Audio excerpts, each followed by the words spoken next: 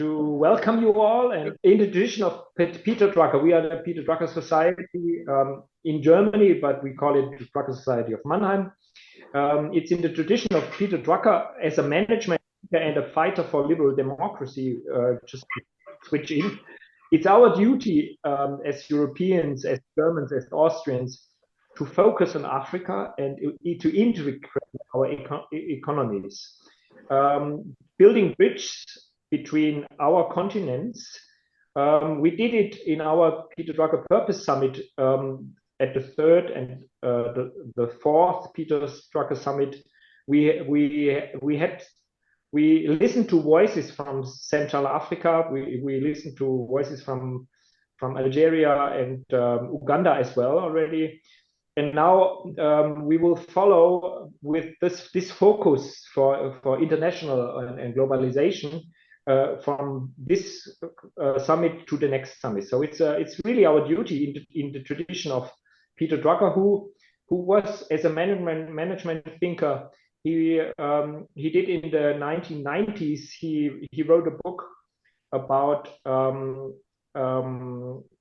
globalization, and he said there is no more center world economy. There is no more a center in the world economy. It has become multicentric. So therefore, it's really important to open up summits like this to build bridges. And I'm very happy, we and Hermann and our Drucker-Society are very happy to introduce you to this forum. And we will do it. We had a wonderful day from this morning, the German forums 1 to 3, about innovation, about examples, and we will continue now. We will have examples from wonderful guests. From Gerhard Hillmer will introduce them, from industry, from healthcare, concrete business development examples.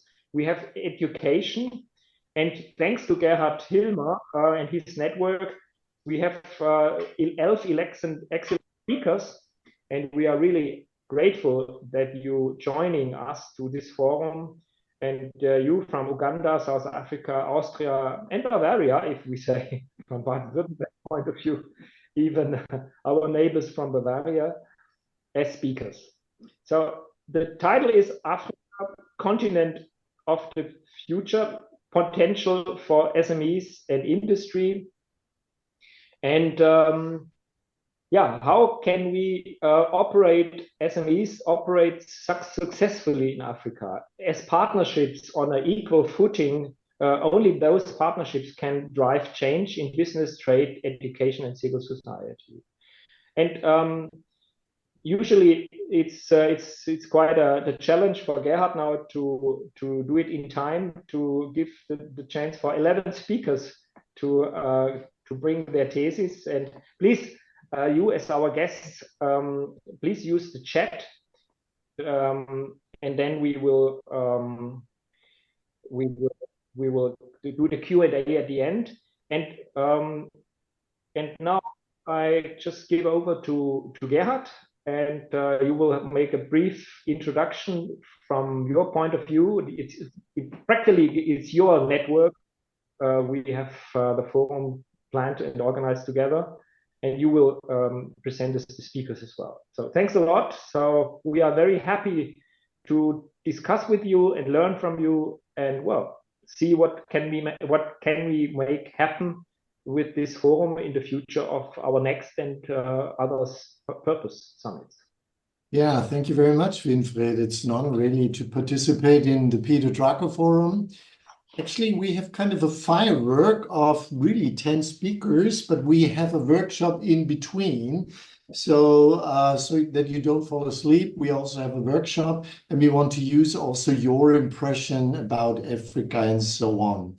So we will start in the first part, so roughly 35-40 minutes, with a representative from industry, Michael Scheib.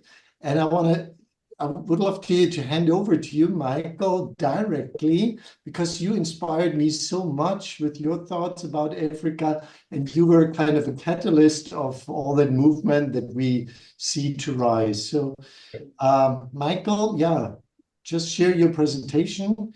Michael served as a vice president for quite a significant company, and he has some interesting figures for you. So Yes. please, Michael, go for it. So welcome from my side, and I give you some information about the huge potential of Africa. So I was really surprised if I work on this project, which great potential Africa has. So you see, Africa has nearly 54 countries and had about 2,000 languages.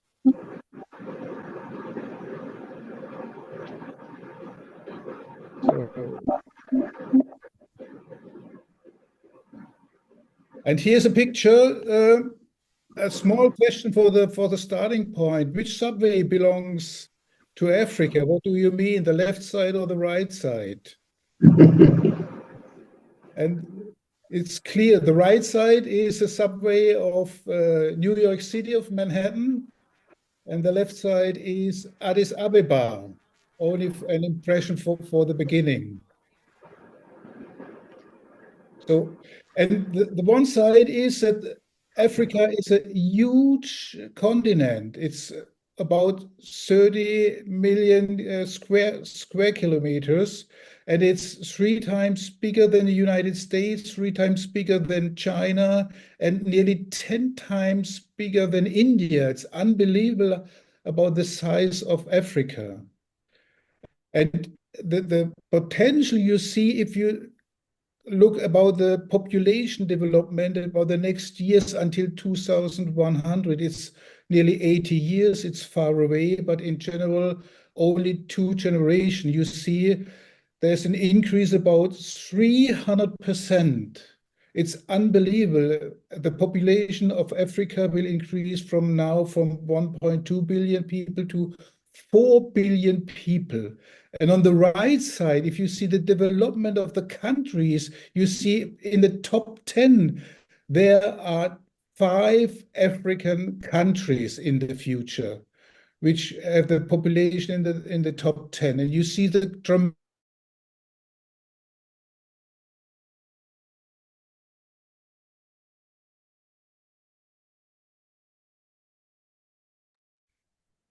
It went on to mute, Michael.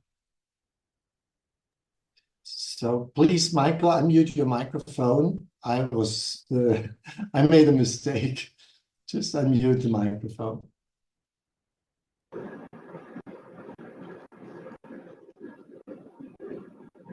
Michael, you're muted.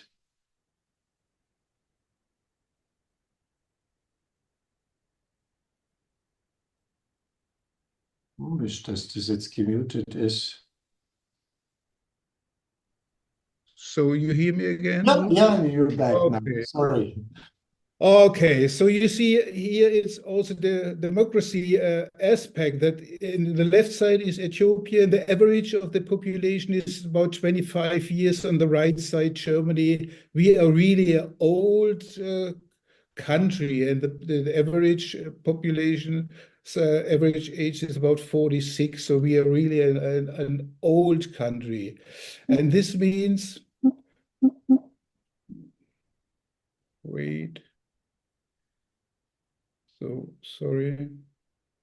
And here, this is one of the key driver. The key driver 2 is that the young population is a great impact. You see on the left side, there's Sebastian, the CEO of Stepstone. He is an employment agency. Germany is looking for employees that our economy can increase, and so that's our biggest mistake and failures. And on the right side, Africa had a huge potential of young people, motivated people. This is one big key driver. And the next is that in Africa, the cities, they have huge cities, and in the next year, these huge cities will grow more and nearly double. So for example, Cairo had 10 million people, Lagos had nearly 50 million people, And to compare with Berlin, Berlin had about 3.6 million people, is a small village that you can see. And here it's also the key driver 4 is really the digitalization and innovation, which means everybody has a mobile phone, and the bank account is in the mobile phone.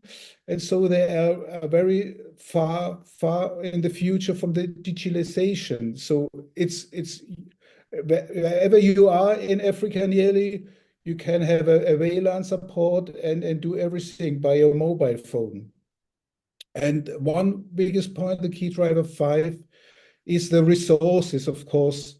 Here you had the raw material situation, a lot of mining and raw material. You had agriculture also in the middle. And for Europe, it's really important, the green energy, which is really important, that you have really the potential. You see here, the world largest solar power plant is in Morocco. So you have in the summary 5 key drivers for the future. These are the people, the urbanization population, the infrastructure, some technical leaps, and the resources wealth. And so these are the potential. I believe the old continent of Europe can support the know-how which Africa needs for the future. And so also you have some challenges here from the risk. Also, you have the democracy is not so established as in Europe, which is normal. And you have also economic risk and the future is you do not know if the economy runs stable, as you mentioned. And on the other side, you had also corruption, which is normal in Africa. But you should be aware of this also risk before you start any projects. So, but on the other side, we had here a bridge between, this is in Istanbul, the bridge between Europe and Asia. And I hope we can also think about to develop a bridge between Africa and Europe. So that you see, we had the African Union, which had strong goals, and we had the European Union. And if you look here for the African Union objectives, you see here, they would install the African business forums, they will install digital university. And on the other side, the problems and the challenging from Europe are similar to the African objectives. Though this is a basic idea to build bridges, of course, in Europe you had a great know-how. We can support the needs of the African continent. So, and why we believe that this should be possible, that we had here done some project work with the MCI, with Gerhard Hillmer and his institute. And we will do some project work, and we will also enlarge this project work with people from Africa, and hope we can also get some support and some connection to the African Union or European Union, and will have also maybe have some support from local industry.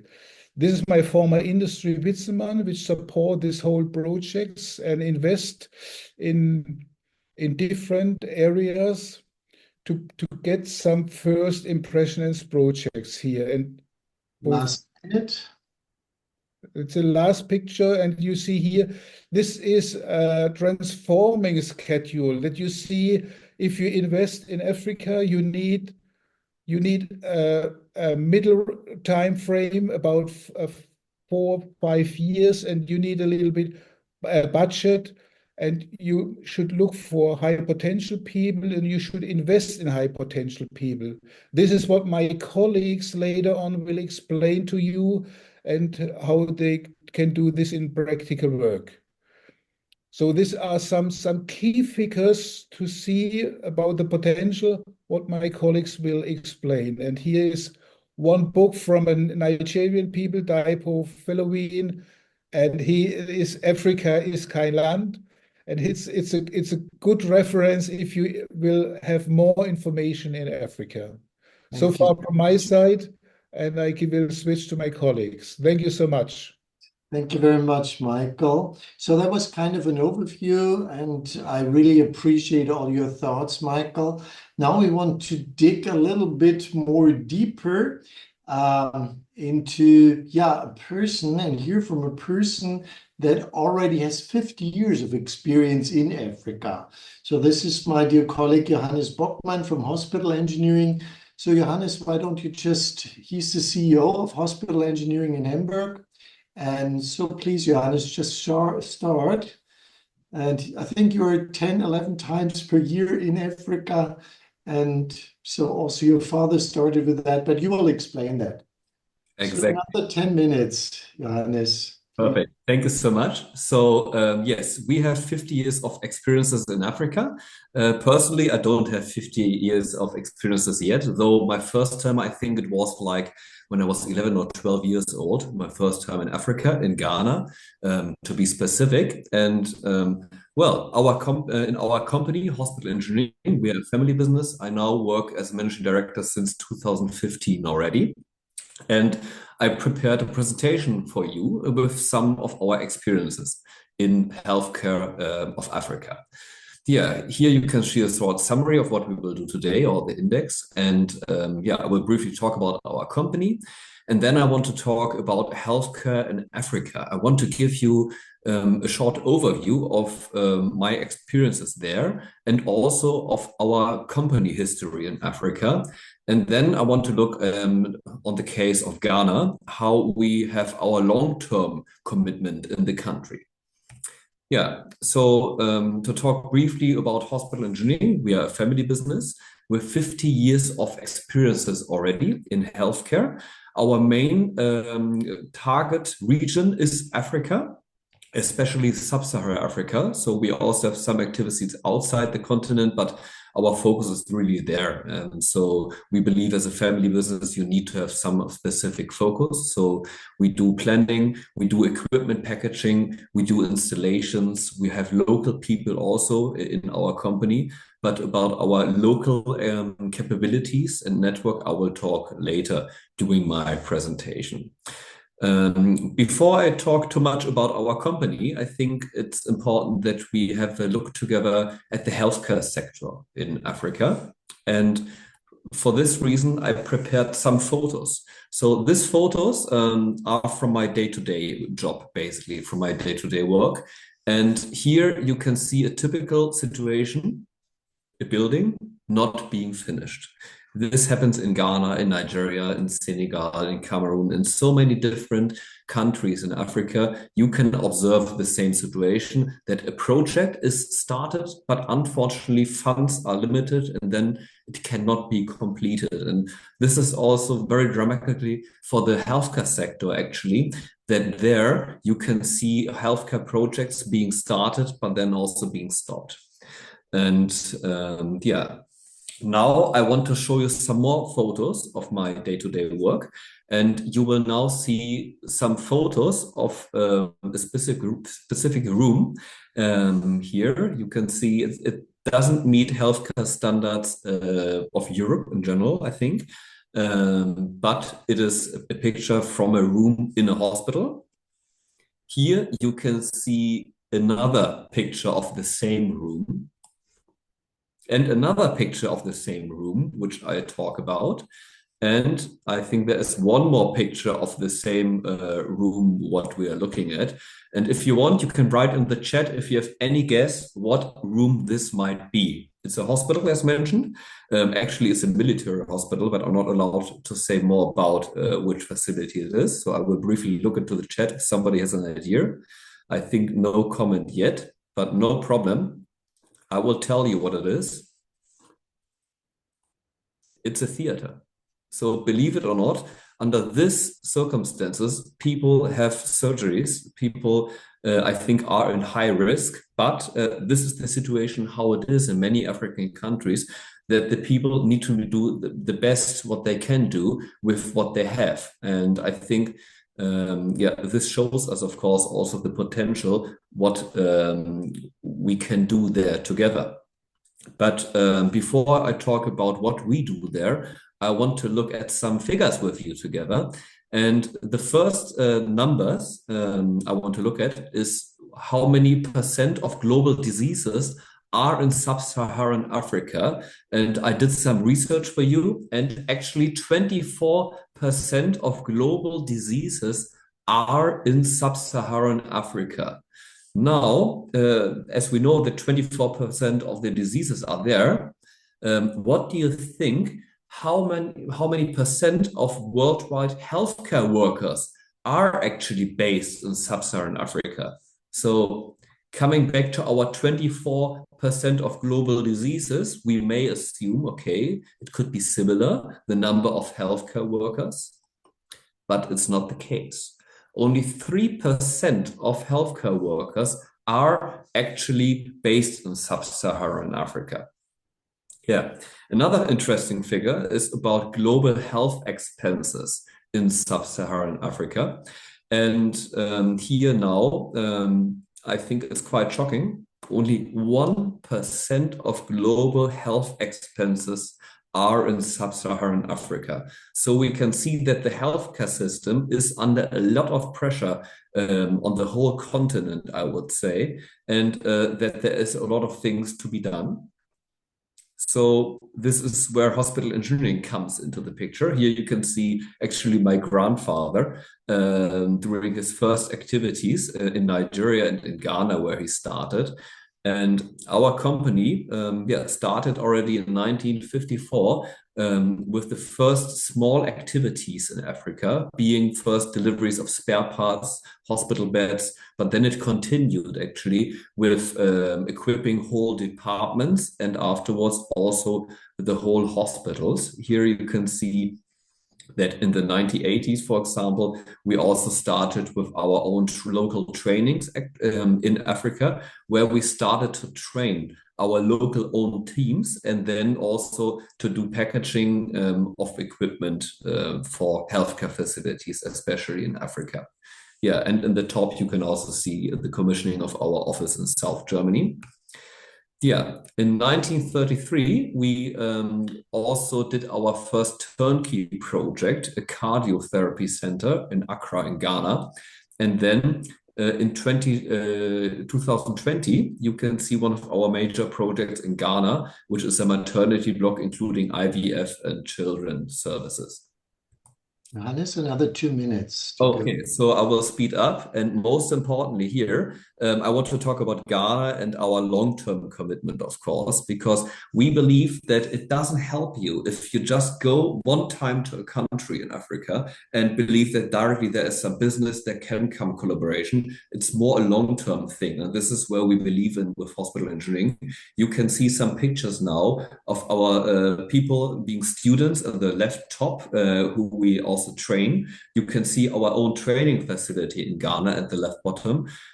Because we think if you train local people, this is the future, not only for Africa, but of course also for our company, that we can have the right people there in Ghana in this case, but also, of course, we use those people for other African countries, since it's our West African hub. Yeah, here's some more pictures of our activities where we do some equipment donations as our NGO arm, I would call it, and we also do some exchange programs. And yeah, in the end of the day, all these activities that we do long-term commitment as an organization within Ghana, this also helped us to get some great projects here, which I want to show you briefly before I think my time is over. For example, in Nigeria, because of this long-term approach and long-term commitment approach, we were able to develop healthcare facilities, for example, 150 beds in Nigeria, in Lagos State, but also doing large equipment supply programs, for example, in Ghana, Cameroon, Moldavia. And another great project in Ghana, I think, to show as a final project here during my presentation, which is an accident and medical emergency center. And in that project, we not only did the whole planning and construction, we also did a long-term commitment with long-term maintenance and long-term knowledge and capacity transfer, because in our opinion, this is the key to success of the long-term cooperation. So thank you so much for your attention, and yeah, I'm looking forward to listen to any of your questions after all the presentations. We'll have that later. Thanks for this kind of special deep dive, what you're doing, and great that your grandfather already started 70 years ago. I want to hand over now to Bela.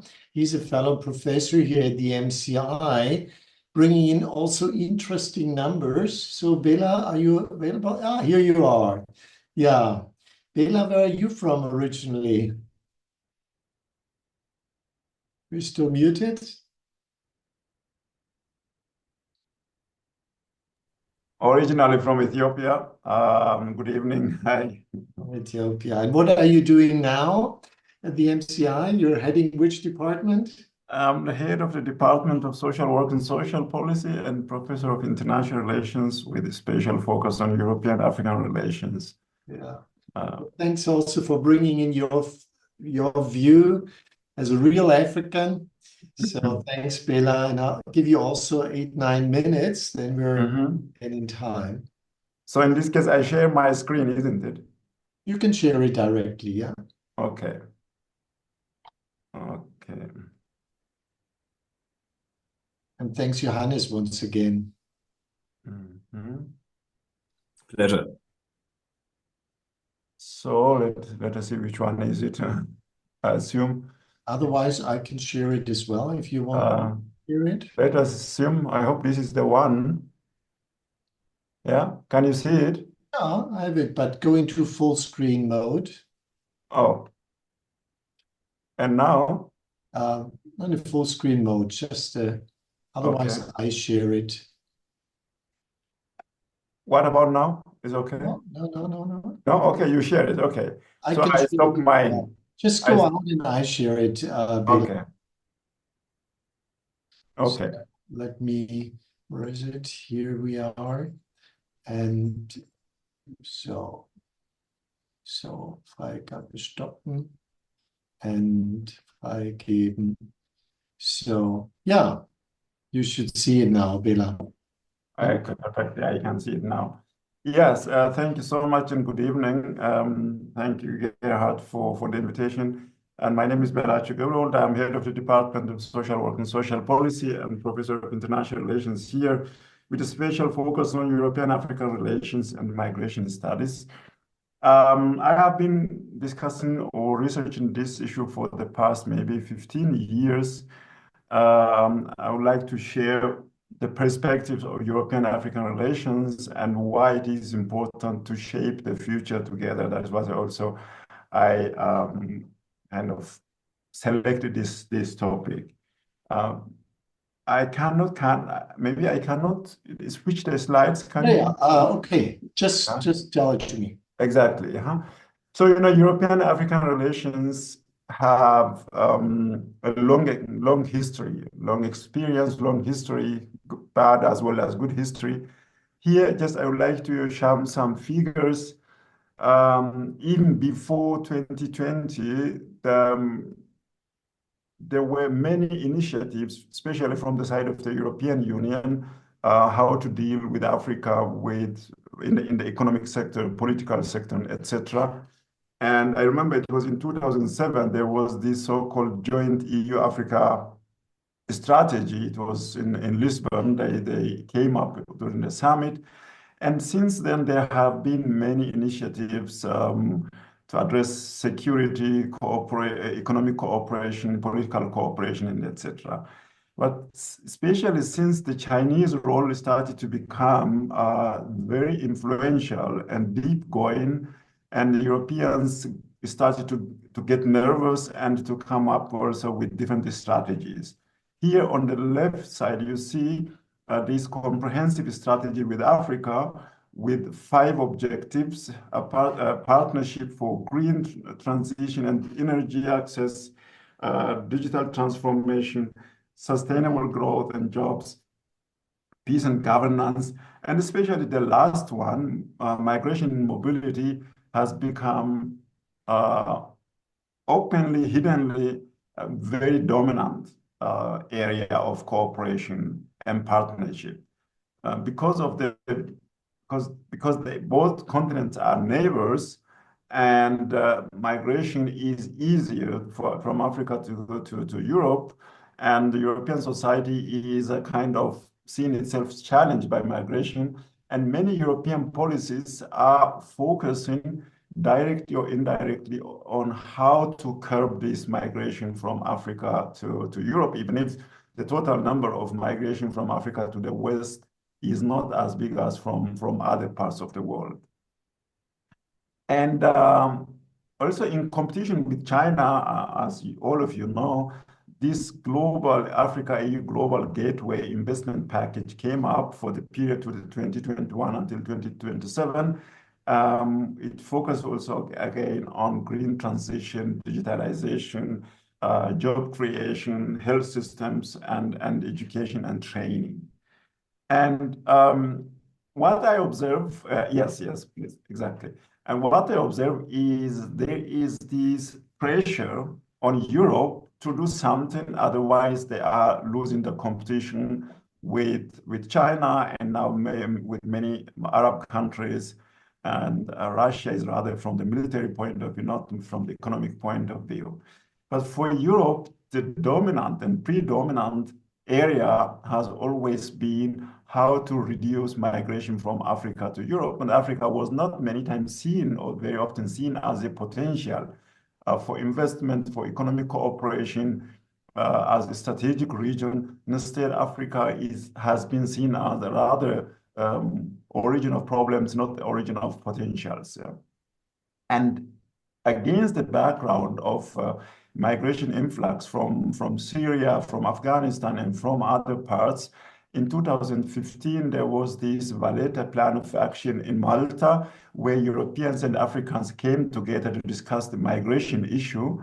And in the aftermath of this summit, they came up with this EU Emergency Trust Fund for Africa, which is, when you see this, predominantly about economic cooperation and opportunities, but the main agenda, the hidden agenda, is how to reduce African migration to the West.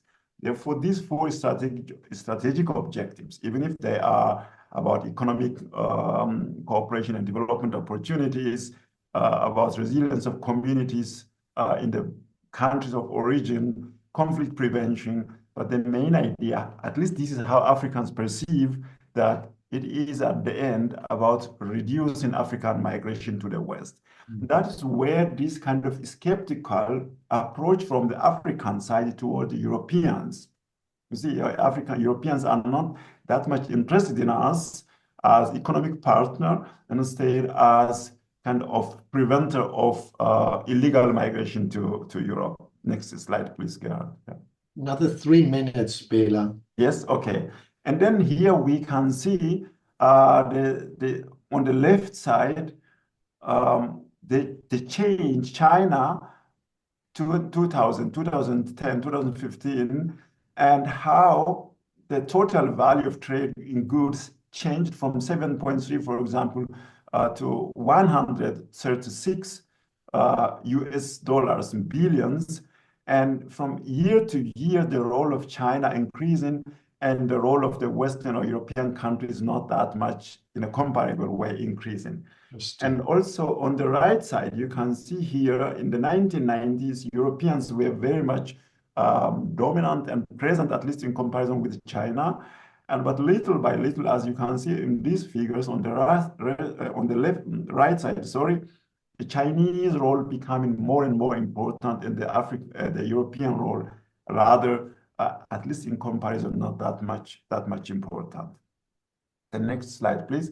Now, in spite of this dominance of new global actors like China or Arab countries, for me, what is important for this partnership, European-African relationship, still the West is politically and economically the best model. That is these findings of surveys in 2020 and 2023. These surveys show that United States is the leading and China is the second, but there is this misleading paraphrasing here, former colonial power. If they would have said that the West in general or Europe, the score would have been much better, because colonial power has a very negative connotation. Here, the outcome is rather bad.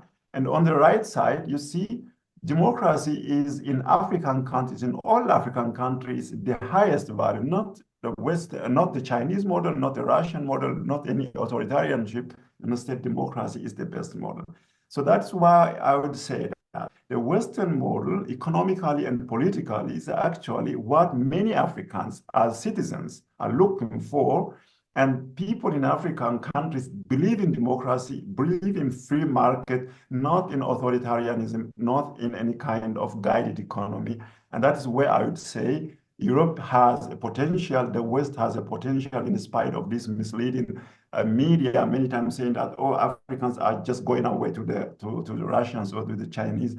What I see, that is not the case. To finalize, Africa's future depends, of course, primarily on itself.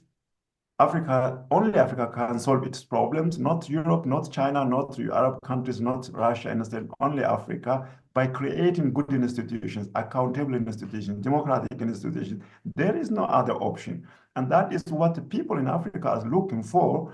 And therefore, we have to take this opportunity in Europe. I am a strong believer in democracy, I'm a strong believer in human rights. These are not Western values, they are human values. And we have to work there and establish or expand our cooperation. Thank you. Thank you very much, Bela. Hey, sorry, guys, for this is kind of a firework. We're jumping from the overall picture from Michael Scheib over Africa, and then special deep dive from hospital engineering, then Bela, now the macroeconomical side. And now, Stefan, if you Africa First Network is doing partner at your side, what does it mean, Stefan? Yeah, first let me excuse Uli Rieger. He has health problems and he gave the job to the presentation 2 hours before to me. So I start. Of course, Africa needs small and medium-sized industries, and Africa needs own value chain to develop welfare in the country.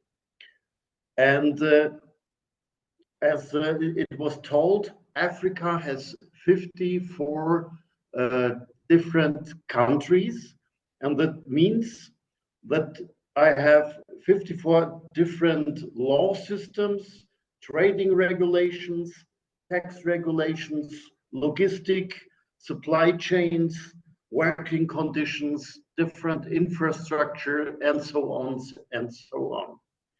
So, as you showed, Africa is 10 times as the area of Europe, and it is very complicated for our companies and for investors to find in Africa the right place and to get a feeling what they can do there. And it is not only that we have here the big international German or Europe companies. Africa needs small and medium-sized companies, and there also Africa is very, very interesting for small and medium-sized European or German companies. But the problem is, in these complicated conditions, we have a structure of associations to support small and medium, or to support all companies to Africa. And this structure is very small scaled. There are very little, and we have a lot of institutions. For example, the 54 countries in Africa, we have only 13 German chambers. In sub-Sahara area, there are 8 chambers, and in the Middle East area, there are 5 chambers. And traditional, the chambers are the first info point and connecting point in abroad for the companies. And also we have German Trade and Invest as a daughter of the German government.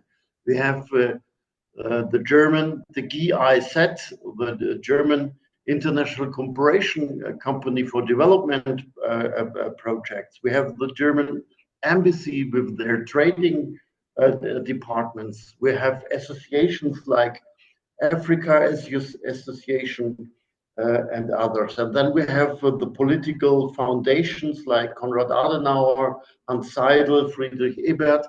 We also made programs, but all this is not coordinated, and very often one institution did not know what the other institution did.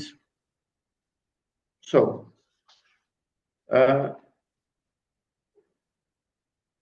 this is the idea of African First Network, that we build up a platform, and this platform is to connect entrepreneurs, founders, investors, sponsors, development and rating experts, and especially for projects in the environmental sector or in the social sector. There are many countries.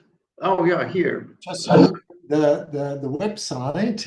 This is the website, yeah, and we have a lot of African countries which made astonishing progress in the recent years. And they are very highly attractive for German companies or for German institutions. And so it is a question how we bring them in these countries. And also there is the Global Gateway project of the European Union with the 150 billion euros up to 28 for infrastructure projects. But it is Global Gateway is not only this. Global Gateway is also a project for how should I say? It is not everything must be the Chinese Silk Road, and many countries are very interested not to be a puppet of China with the infrastructure projects, and so they are interested in this. What we do is Stefan, another 2 minutes, so just try to come to close. Yeah, what we do, we evaluate the project draft. We are looking for networking to find finances and help to become a payment from KfW like this. We support finding industrial partners and also political partners in the countries in Africa. Okay, please go on our website. We have now about 20 projects in agriculture, logistics, health sector, energy, solar, wind, water projects, and we have a total volume of planned investment nearly to 800 million euro. Okay. Thank you very much. Yeah, also for your investment. I mean, you're a lawyer. Why are you so interested about Africa? Why do you invest time and money and your yeah, retirement. Can you just say two, three points why you do that? It's very simple. If you look on the global, Africa is a question of Europe. If we don't help to solve the problems and the development in Africa, Europe will have the problems of Africa will become the problems of Europe. That's a good closing statement. Thank you very much, Stefan, and also for contributing also to to us. Thanks, and say hi to Uli Rika. We wish him all the very best. And Uli served, I think, for decades at the Bavarian Ministry of Economic Affairs, and he was very closely related to Africa. Yeah. So guys, we know this is really kind of a rush, but now we want to do a little workshop together. And the whole topic is about building bridges. Michael, you nicely showed this bridge between the Bosphorus, between Europe and Asia. And the question is, how can we build bridges between Africa and Europe, vice versa, Europe, Africa? And I would love to invite you to a little workshop together, and I'll explain it to you. We will subdivide you into small groups, and basically, I will send you the following file. It's like a SWOT analysis. So we would love to learn from you as well. What do you think are the strengths of Africa? What do you think are the strengths of Europe? What do you think are the weaknesses in Africa? And what do you think are the weaknesses in Europe? And out of these strengths and weaknesses, we want you to think within your small group, so where could be an opportunity to build bridges in education, business development, whatsoever, and what are the threats? So please use this template kind of to think about, what comes to your mind. And I give you roughly 20 minutes within your small group to think in this, SWOT analysis. So you might want to start with an individual reflection and then do some group work together. You just discuss that, and then you come up with a closing 2 minutes. And I would be just great if you sent me this little summary of your group, what you do in the 4 times 4, 16 minutes. If you send it to me, to get Hillmer at mci.edu. So you will get this little template from me. And so where is it? And just a second. So Datei, my computer, workshop.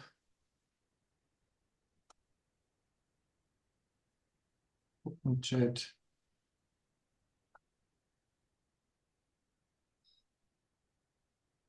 Okay. Datei.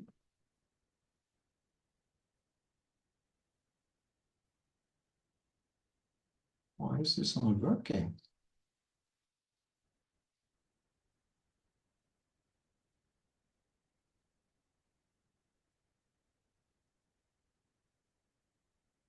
Okay. So here it is, opening.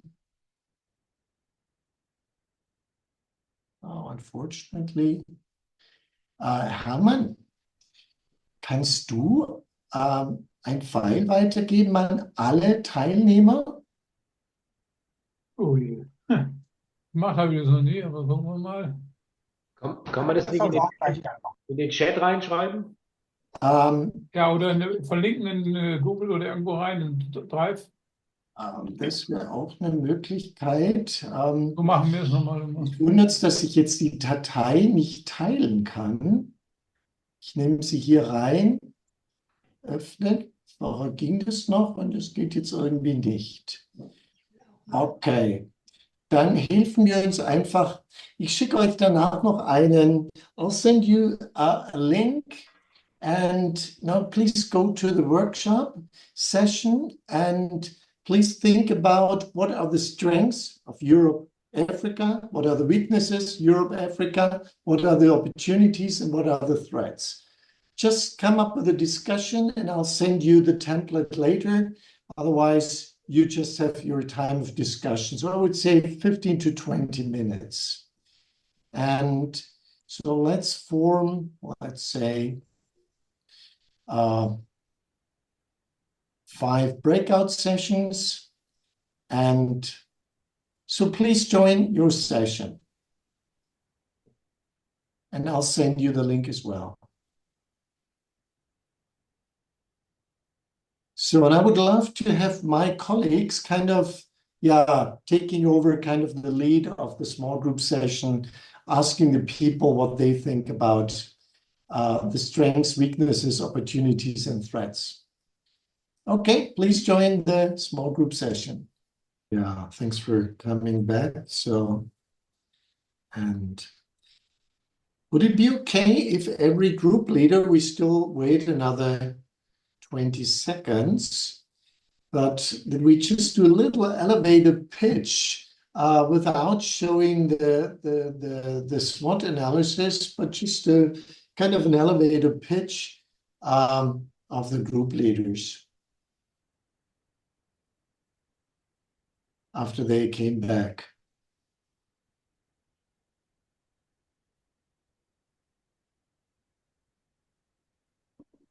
So now we're back. We are back, yes. Okay. Hey guys, thanks for your efforts. And there is no grading. I will not give you any grades, good grades or bad grades, but I would really appreciate having your little word file just to sum it up together. So can we just have a little 1-minute elevator pitch from each group?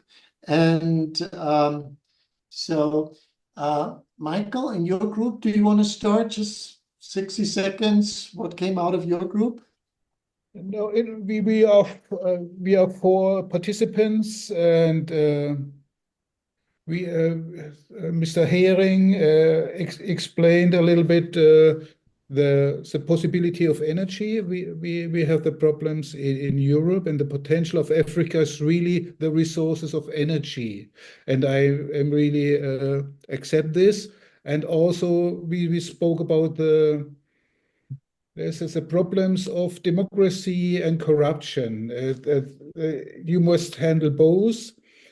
And Barbara Effenberger that he had some workshops in Stuttgart. I am not sure really, and have some support and some help maybe, and would be a good opportunity also to build relationship to the next step with her. You, Michael, the minute is over. Just write it down in the one pager. And then there is Johannes Bockmann. Could you give a brief 1-minute elevator pitch? What came out from your group, Johannes? Certainly. So first of all, I can confirm that corruption, of course, it's a challenge in many African countries, and that also energy is an important topic. We also agree that the young workforce is potential, but that on the other hand, you also have unskilled labor. So the big question is, how can also people being educated in Africa, for example, being trained so that we have the right knowledge transfer, so that unskilled labor can also be some potential. We also agreed that there's know-how in Europe and a good educational system and infrastructure where maybe this could also be used to have a good transfer to Africa. And on the other hand, that we also have the weakness of lack of labor, of course, in Europe. And we had many other lessons learned, like that there is some competition from China and Russia, where incentives and pricing might be different than from Europe, which makes it more challenging, of course, for European countries. And that's it. Thank you for showing me the watch. Yeah. So we had room 3, Desiree, Jan, Lucas, Tobias. Just a few comments from your side, Tobias. Do you want to summarize a little bit? Yes, so thank you so much. So we had also a great discussion. So just to add some parts, which was not like shared already, is like Africa has many mineral resources. That's a big strength. And they are not so stressed and not so much hectic. So they have another work approach. But on the same side, they will succeed. They want to succeed. There is a strong mindset. They are not so satisfied. And so when we look at the strengths already, Europe, we already shared technology and experience, know-how, and also financial resources. For the weaknesses, we see, some parts beside corruption. It's a lack in modern agriculture. We have a lack in the healthcare sector. We already learned today. And there's also a lack of infrastructure and not so forced and focused education system. On the other hand, Germany, just the last comment, we are sometimes a little bit too overcomplicated and over-engineered. So, and that we could learn from Africa. Good point. And the final one, Matthijs, and then also Gareth. Matthijs, I also give you 1 minute. So just whatever comes to your mind, whatever you feel important, just share it with us, Matthijs. Great. Uganda. Yeah, thank you, Gareth. We also had a nice discussion with our group, which was focused on all the points everybody was already saying as well. What we can add is really like we focused also on a bit more the social cultural part. So what we have seen is like, that there's for the weaknesses of Africa, also ethnicism and patriarchy. And on the side of Europe, there is, there's this racism, fear of cultural laws and social standards and wealth. So it's also a bit the material and identity issues. And to start off positive and to close positively, opportunities to bridge, and they are very practical, but we are in the same time zone. So we can do anything. I can sit here and talk to you. And we are not in America. We are not in Australia. So Africans and Europe can work together. And time zone bridge. Walk the talk. That's what I really like about working together with you, Matthijs. You really do it, and you develop something in Uganda. So Gareth from Cape Town. Yes, thank you so much. So we already wrote a white paper on these bridges. No jokes. I think most of the strengths and weaknesses have been covered. Maybe the only ones you missed were maybe the access to capital and financial systems in Europe as a strength, and the indebtedness of Africa as a weakness, plus the history of its relation with Africa and colonialism as a weakness for Europe. And then the opportunities to build bridges, diversity, we have that in common. Proximity, as well as the time zones that Matthijs just mentioned. Then the talent. We really think talent is a big bridge of unemployment in Africa, but high employment in Europe, struggling to get the right talent. And that links with knowledge transfer and education. Africa has very low barriers to entry to do business and easy access. And the huge opportunity to build is building value change and support industrialization in Africa, where raw materials are converted into value-added products. And then another interesting point is on terrorism. It's a threat, but it's also a solution. If we do these bridge buildings, we can reduce the vulnerability of Africa to the extreme influences, for example, terrorism. Thank you very much. Hey, thank you also for sending me. 3 groups have already sent the one-pager, so we will work on that. So thank you very much for your contributions. And now it's really an honor to have Tobias and Calvin with us. They will give us their view about practical examples, small business development in Uganda. And I'm so proud that I can go with my group, with my students to Uganda, and we will see that. So Calvin and Tobias, so go for it. You share it yourself.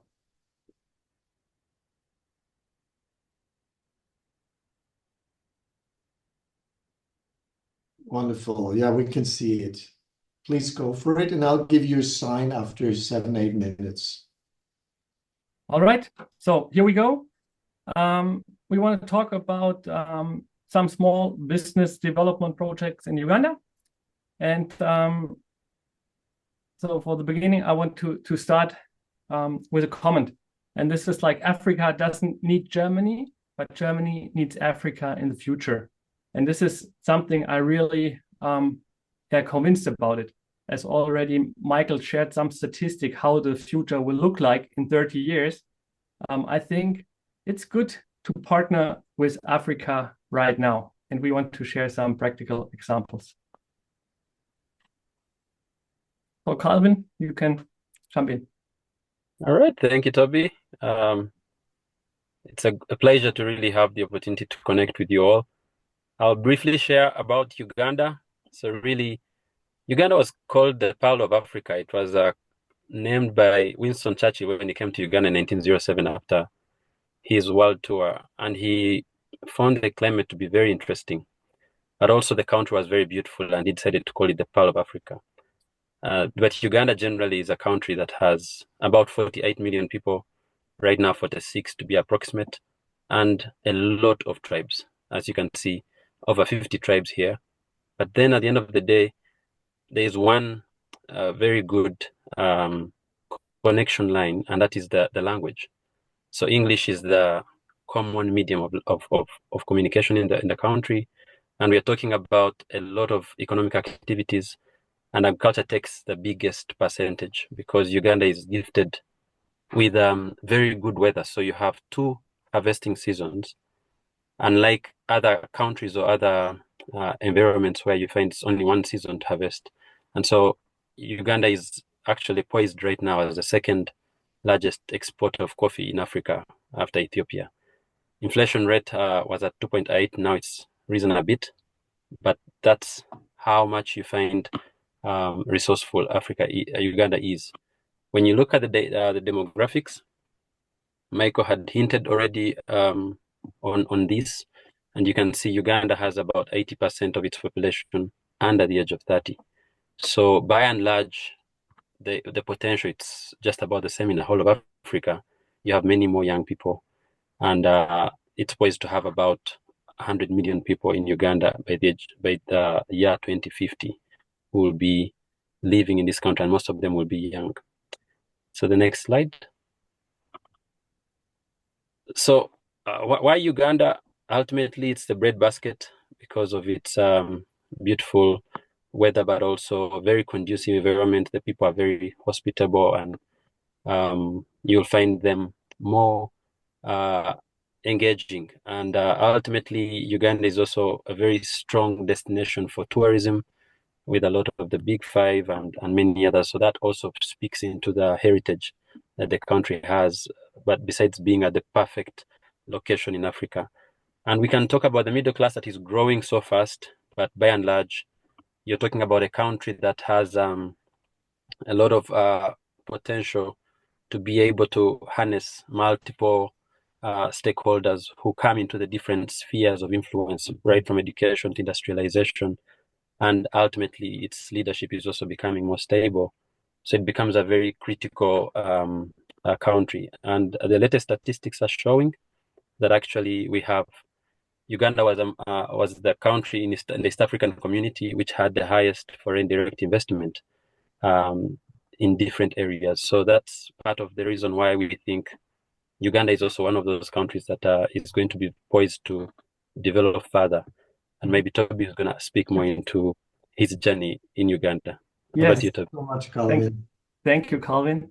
So my journey in Uganda starts 2022. So I was on a sabbatical in Uganda, and like our plan was originally to support in an NGO. So there are 14,000 NGOs in Uganda. And we wanted to discover new perspectives, but it didn't work out somehow. And we find ourselves in the marketplace and started some nice small businesses. And our first nice small business was a beauty salon. So we bought an old beauty salon, and my wife is an architect, so we made it a really nice beauty salon. And we did it not alone, so we did it with Calvin and another partner. And yeah, we are now having almost 10 people working in a beauty salon. And this is like, when we look at the growth rate of Uganda, the population will double in some decades. So they will need more beauty services. The second one is the workspace. So from my own experience, I had no place to work, no nice office. So then we started a co-working space in Jinja. And we did it also with Calvin together. And also we have an American couple who we are partnering with. And the third business we started was Expand Uganda. So I'm a part of Expand. Expand is an international consultancy company. So we have a really young population in Uganda. They need to be trained, they need to be coached. And that was like a major step for us to build up and start this company in the last year. So there are many young people. And one of the last companies we set up is Reisefreunde. It's a travel company, especially for German and European clients who would love to see the beauty of Uganda. And yeah, we are inviting tourism from Europe to discover the beauty of Uganda. And here you see some nice pictures of us with our clients. What else? So we have also a company here in Germany called EAP, East African Pioneers. We want to connect Europe to Africa, and we want to connect the young talents. So we started with IT talents from Africa, and we brought them over to Germany, to the Frankenwald for an internship, and we tried to connect these young people to German companies. This is on the one hand side. On the other hand side, we bring German Azubis to Uganda to already get some impression of Africa and start the conversation in Africa and help with their know-how and experience. And the last thing I want to share is like we also do entrepreneurial journeys. So we invite German businessmen to come over with us to Uganda for a week, and we rent a really nice bus, and then we take a week and go to businesses and meet entrepreneurs and go also to nice places like nice innovation hubs, and also visit, for example, Kira Motors. It's like one of the biggest car producers and bus producers in Africa. And this is like really, really innovative company. And yeah, so this is really good to have this business connection here with the CEO and also Calvin and me going on a regular basis to Kira Motors. So, and we're also meeting some politicians and getting connected to the politicians in Uganda here. And yeah, if you like to join, there will be the next business trip in the beginning of February. So we will take a week, and also there will be the students of Gerhard in Uganda. So this will be a great opportunity if you would like to join. I'm very much looking forward to that. Yes, it's so much fun, and also Calvin, to work with you and with Matthijs and all the others. Yeah. Right. So our conclusion so far, if we want, to go into the market, so we need trustful and trustworthy partnership. And this, we really think this is the key for partnering together. It needs to be good partnerships and good friendships. And yeah, so this is also what I would like to just finish our presentation. We need to transition from a value-based aid logic to partnership-based investment logic. So maybe Calvin, you can share this experience from the picture here.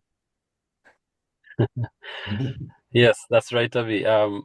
Ultimately, I do make a few trips to Germany, and we connect quite a lot with Toby and engage different business partners.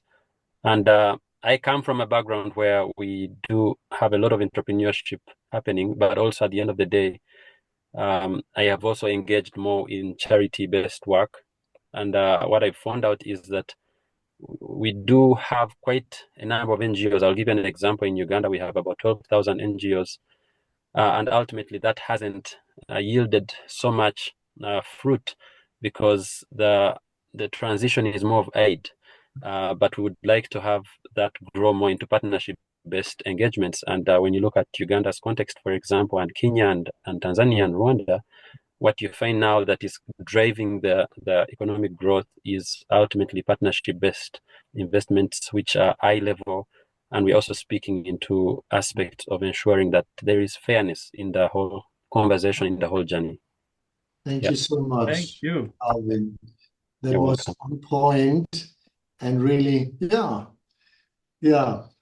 very good. So thank you so much, and also for helping us so much with the study trips that we did so far, Calvin, Tobias.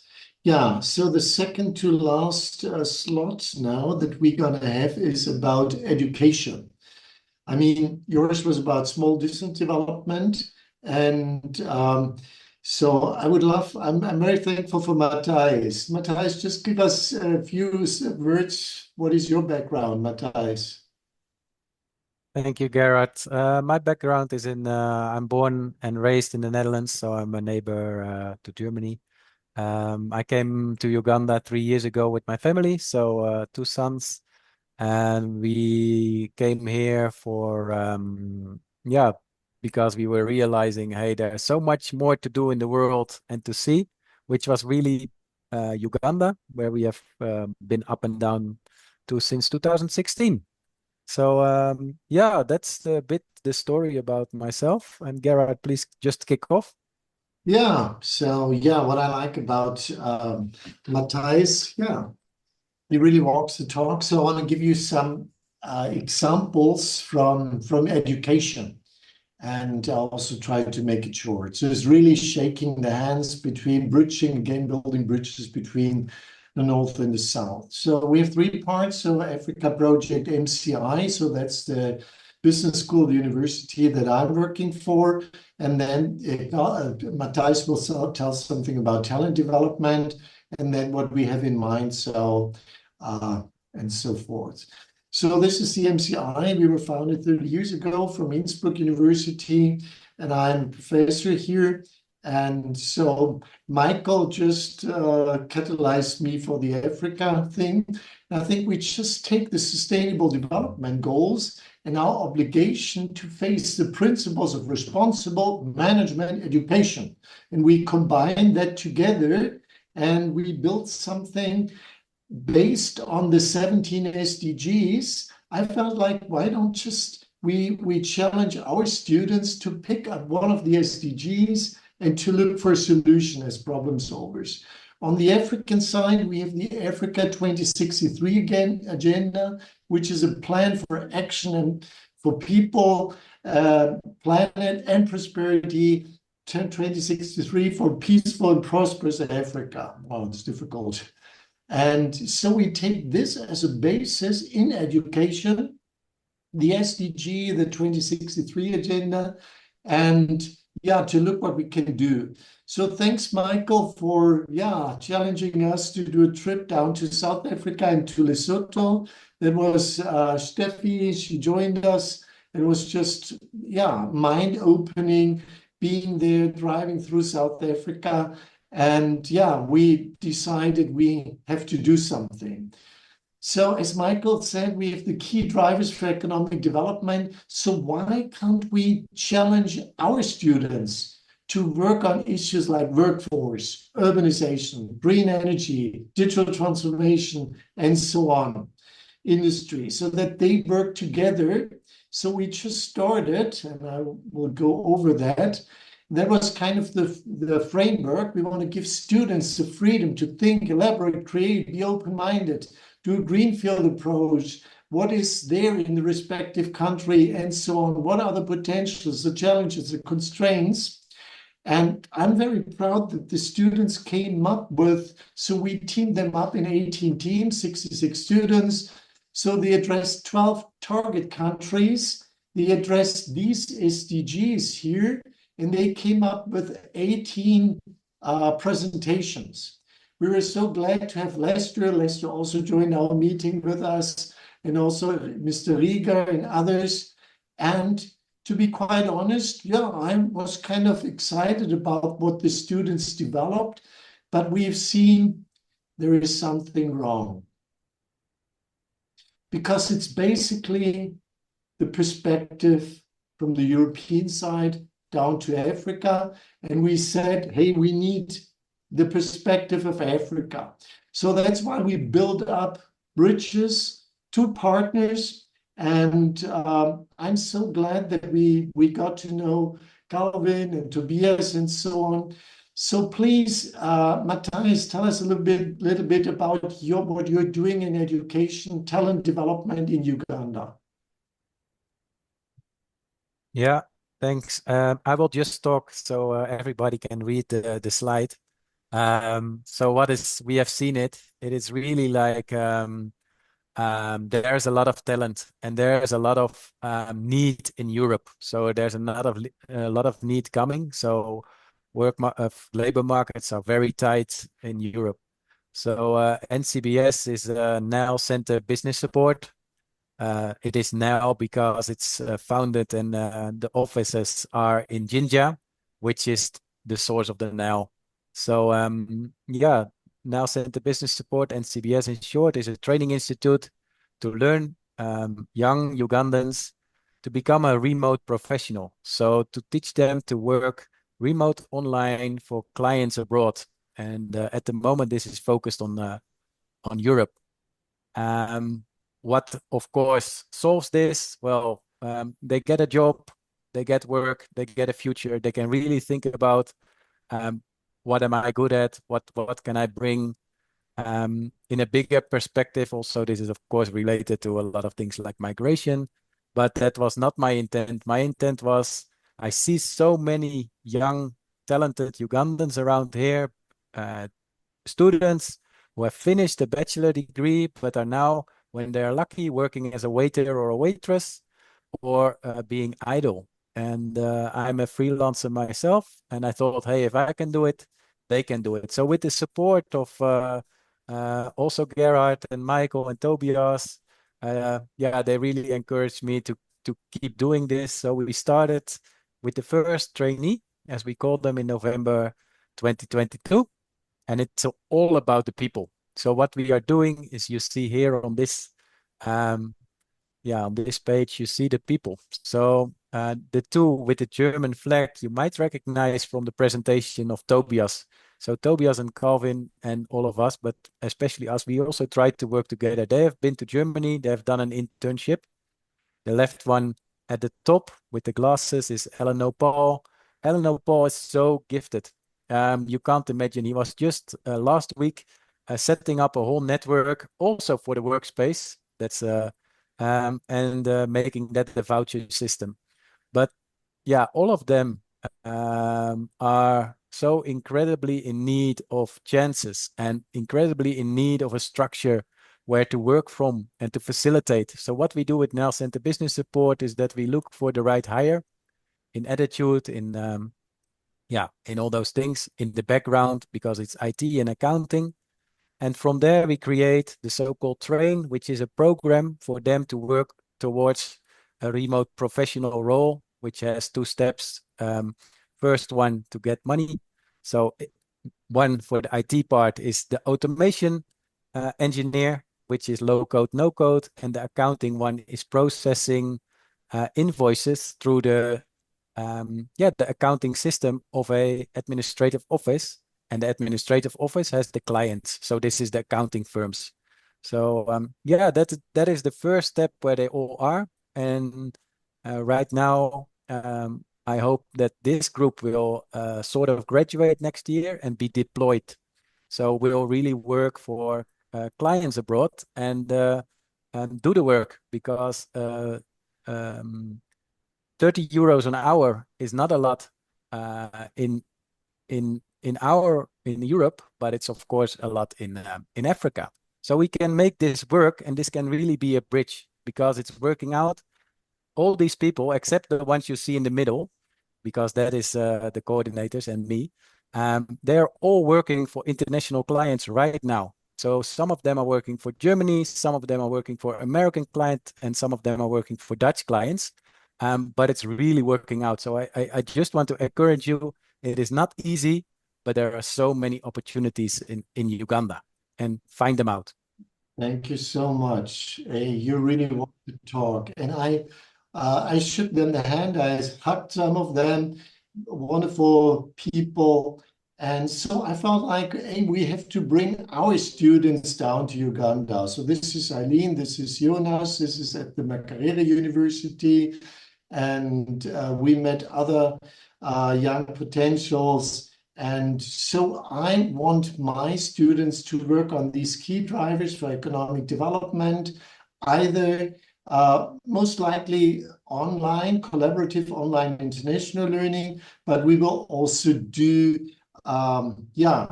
short-term study trips where our students, together with African students, work on these key drivers here together.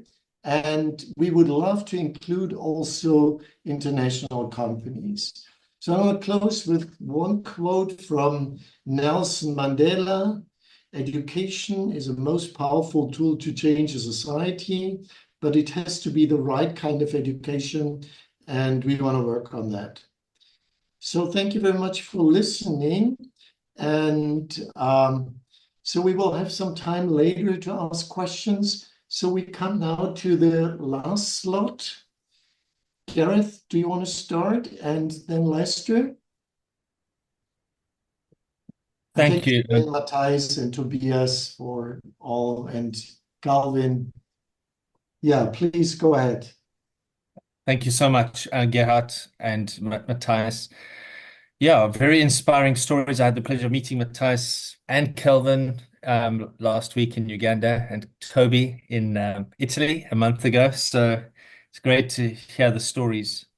Lester and I are going to share, we're going to just split our time, having two different angles. I will share on building with and for Africa, and really invite all of you in wherever you are in Europe, Germany, or the Netherlands, or elsewhere, to really build with and for us here in Africa. I'm an African of more than 6 generations, and we want to maybe give you a few ideas of how to crack the cultural code, because a lot of Europeans enter Africa and don't understand how to enter. I think those in this room maybe could also teach us. We can learn from them, because I see a lot of good work being done. So hopefully this gives you a few ideas and inspires you to keep going. I'm part of Expand as a consultant and executive coach and trainer, and it's a German-based company, started 36 years in Germany. We are now in 15 countries, as Toby mentioned, developing the Uganda team as well. And I work a lot in South Africa with corporates and small businesses. So a few points here. Number one is we need to appreciate the uniqueness and diversity of Africa. We've heard a lot said about the 54 countries, 2,000 tribes, multiple languages and tribes in every country. And that's a beautiful thing about it, the diversity of culture and language. And each one is unique. We must appreciate that. Like Nigerian South Africans generally, and we can't overgeneralize, but generally they are quite direct. Whereas in Uganda and Botswana, people are much more diplomatic. So each culture has its different approach. When it comes to South Africa, where I've spent most of my time, it's a cultural melting pot here. This is where West meets Africa in a big way. Politically, we're also non-aligned. We are part of BRICS. Brazil, Russia, India, and China are our trade partners. And the S is the little South Africa. We joined a year after BRIC. We made it BRICS. And now it's got Ethiopia, Egypt, Iran, the UAE. It's now 9 members, and there's talks of adding another 13 members. So it is currently bigger than the G7. Together, the economies of BRICS Plus is bigger than the G7. And South Africa is a small member of that, but quite influential. And in South Africa, we have a large number of African expats as well, because of the strength of our economy and the need for employment and the displacement of political and economic challenges. The second point is on conflict. I think this is where the Western approach is fundamentally different to the African approach to resolving and handling conflict. So the Western approach, and I do mediation work as well. We train people how to mediate, how to resolve conflict, how to make companies and corporate cultures conflict ready. And the Western approach is very much a focus on individual rights. It can be quite confrontational, assertive, and direct. Issues are easily escalated and adversarial, even taken to court. And the goal is to clear the air. It's an honor-based system. And also to keep the circle as small as possible, which is interesting, whereas the African approach is almost diabolically opposed. It's a focus on societal bonds, diplomatic and indirect, often deflected or downplayed. The goal is to save face, and I am generalizing, but it's a dignity approach. And often the resolution is a wide circle, a communal circle of elders looking to resolve and heal the community that's been affected by a conflict. The third one is another contrast, and again, we run the risk of generalizing too much here, but it is a helpful way of thinking and making sure we approach in the right way. So African cultures tend towards what we call being societies, whereas the developed world, Europe and the West, are generally more having society. So having society is self-centered, materialistic, individualistic, much more transactional, and therefore when it comes to business can be quite pushy and even distrusting. Whereas in Africa, we are more being societies, we're others-centered. In South Africa, we have a saying called Ubuntu that trumps materialism. So Ubuntu is translated loosely into English is I am because we are. You must have heard of this saying, it takes a village to raise a child. So that's an expression of Ubuntu. Your child is my child. So it's communalism, it's much more relational. There's a high value on trust and building trust. So, South Africa again is a melting pot of these two, but other African countries would tend more strongly towards the being society approach. So here are some do's and don'ts. Maybe you are practicing these well. If you aren't, maybe it gives you food for thought. So please do ask and listen. Come with humility. Seek to learn from the past. Honor the local culture and work from the bottom up. Let's not work top down. So the don'ts, let's not go straight to business. Let's not be too pushy or assertive. And definitely don't stay in your comfort zone. Embrace the local culture. Eat and live like the locals live and eat. Don't stay in the 5-star hotels. Ride the border in Uganda. Not just the VIP, service. And please don't patronize us. Don't, and I appreciate the spirit of this meeting, that there really is a desire to learn, and that's the right approach. So when you come with the answers, you come across as patronizing. I rather come seeking the solutions. That's why I think, what Toby said, Germany might need Africa more than Africa needs Germany, but I think we both need each other. So that's a partnership. I love the term of partnership being used. And I conclude with 3 thoughts here to invest and build with Africa for Africa. So under that, number 1, open the black box. If you ask, what is the black box? The black box is the mystery of how systems work. And often it's hidden. It's because there's a lot of intellectual property there. So open it up, share that knowledge, show us how things work. And then we will really build the partnership. Number 2, support Africans to build the value chains. We have one of the bridges is that we have the raw materials, and you need them for the technology growth in Europe. But please don't just take the raw materials. Please, let's not repeat the mistakes of the past. Let's build the value chains in Africa for Africa so that we can really develop with you. And then thirdly, let's be careful of neocolonialism and value extraction, which is happening. China is buying up Africa, and repeating what happened with Europe, 100 years ago. And we need to come with a different spirit. So I want to hand over to Lester now, who will talk about transforming culture, which is a different angle on this. Over to my friend and colleague, Lester. But before that, thanks. I just want to show you one photo. So these are 2 of my students. This is Matthijs here, and this is Eileen. So we drove a boda on the countryside. It was really fun. Well done, Gerhard. So we We try to follow your advice. Wonderful. So Lester, go for it. Thank you so much, Lester, for contributing also to us at the MCI. It's really fun. And we had dinner together, you and your wife, 2.5 weeks ago in Cape Town. That was just awesome. Thank you so much. Go ahead, Lester. Yeah, no, that's really great. Thank you so much for that, everyone.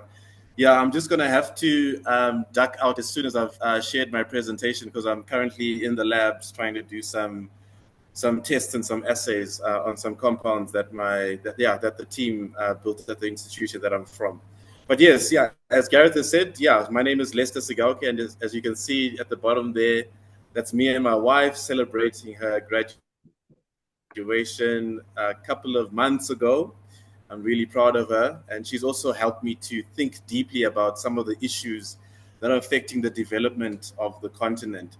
And so I'm going to be speaking obviously about cracking the culture code, but specifically I wanted to speak about the case for the business opportunity in transforming culture, because that's what we are trying to do here in Africa. Some of us are trying to transform our culture, and I hope that you will partner with us in trying to do that. So if you can just give me the next slide, Gareth. Yeah, so I'll start off with, what we all think about when we think about, culture. I understand in Europe, culture is not something that you will, talk about amongst each other, because it's something that you swim in. So it's something that is, natural. But once you start interacting with different cultures, that's when you start to notice the different behaviors, the different ideas, the different value systems that people have. And those are all just expressions of the culture of the people. So I just want to make sure that we're on the same page as we relating to culture. We're speaking about what are the manifestations or the expressions of a particular culture. Next slide, please, Gareth. So the question that I have is, we're speaking about culture and expressions of culture, and we're also speaking about doing business in Africa. And I think as Europeans, looking down into the opportunities in Africa, the resources, the development that is needed, I'm sure one of the big questions that you'll be asking yourself is, how about the issue of corruption? So I've got some data here from a database called the Afrobarometer. They do quite good quality surveys across the continent, different jurisdictions, different questions. And interestingly enough, you can see on figure 1, the question there was, what are the most important problems that you face in your country? And corruption wasn't a major issue for Africans. We have a lot more issues. We've got food shortage, education, water supply, health, unemployment. Corruption is huge. But actually, in terms of where it sits, in terms of the rank order of our personal priorities, it's not really up there. But for the people on the outside looking in, wanting to do business, it's a huge thing. And then when the respondents were asked more specifically, in terms of the public institutions and leaders, what is your perception of the type of corruption, or how much corruption these, institutions that are meant to create order, meant to bring security, meant to bring, reliability in society, these top institutions, most of them had, most of the respondents evaluated and said 80%.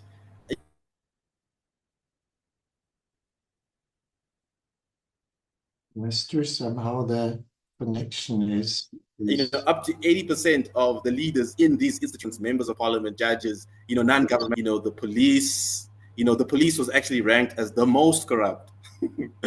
So actually, when you actually drill down to the data, you see that corruption is actually a big issue in our continent, and I'm wanting to transform that. So, Gareth, if I can have the next slide.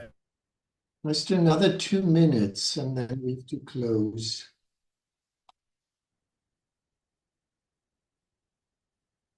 Please. So that's it. Thanks, Gerhard. So I'm identifying we need to transform the culture, right? But we need to do it from within. The previous ways of doing it were, top down, and we can see that those ways are not working. They're not They're not allowing us to experience the benefits of a wholesome community and attractive investment proposition. Next slide, please, Gareth.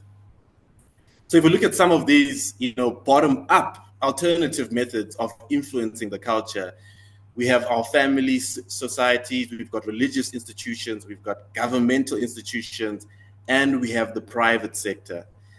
The great thing about the private sector is not only can we advance, business interests, but we can also build, education options and solutions that will allow us to shift and change the values, the skills, and critically, the attitudes of our leaders in order for them to actually begin to realize that corruption really is an issue, as opposed to what we see now currently, where 80% of our current leaders are viewed as being corrupt. Next slide, please. Okay. Yeah, so just to wrap up, I just want to stay on this slide for 10 seconds and then I'll wrap up. And basically what I'm outlining here is the massive opportunity that exists in tertiary education in order for us to influence and shape African culture from the bottom up. And if you compare with highly advanced economies in Europe and Asia, you'll see that there's a significant fraction, a significant population that is able to access tertiary education. Whereas in the most advanced economies in Africa, such as those in North Africa, less than 5% or even 2% of the population has exposure to tertiary education. And we all understand the value of tertiary education that enables you to actually build ventures, contribute significantly to the society, but also at the same time shape the society from the bottom up. And this, I personally believe, is where the opportunity lies for us to be able to deal with the issue of corruption that hinders people from feeling confident in operating in the economy in the continent, but doing so from the bottom up, as opposed to us wanting to do it from the top down. I have a couple of examples of what I'm personally doing, but for the sake of time, I'm going to have to wrap up. Okay. Unfortunately, we have to leave because the other session is starting. I'm so sorry that I'm rushing through here, and we should more adopt to the African way of having time and so on, and not being so structured. So we have to learn from you. Thank you so much, Lester and Gareth and all the others, my dear friends, Matthijs, Calvin, Tobias. Thanks also Hermann and Winfried for giving us the opportunity here. We know that was kind of a firework, and just some final questions, guys, or comments maybe that you want to make. Unfortunately, we only have 3-4 minutes left. It's not the time anymore for Q&A. I'm sorry to our guests, but we would like to offer a round table. You can meet us at LinkedIn, for example, and we can offer you a round table to discuss this forum a couple of weeks later. So that's not a problem. So we have to stop here, unfortunately, because in 3 minutes we start with forum. Absolutely. But before we stop, we had an interesting, at our breakout session, we had an interesting partner here from Stuttgart Chamber of Commerce, Barbara Effenberger, and she's just maybe one of the biggest motives to start this forum here at the Peter Drucker Society is to get connected. And Barbara Effenberger told us about a forum 1 month ago, a couple of weeks ago in Stuttgart, where 250 German SMEs met and were invited and exchanged ideas. Maybe you would like to tell 1 minute again? Just no. Okay, but if you have a look to, and that's our job as the Drucker Society, and as well from you, Gerhard, from your network, we should build up really kind of investing in building up such networks. And if we do it, and we have these wonderful experiences, very practical, from Tobias, Matthijs, Calvin. So that's really extremely interesting for our audience for our network here in Germany. Me personally, I did for many times, 4 times a seminar in my university with entrepreneurship, social entrepreneurship. I had many experiences, and I would support you to build up these networks. Okay, so thanks a lot for Thank you you so all. much, Winfried. Pardon? You have the last word, Gerhard.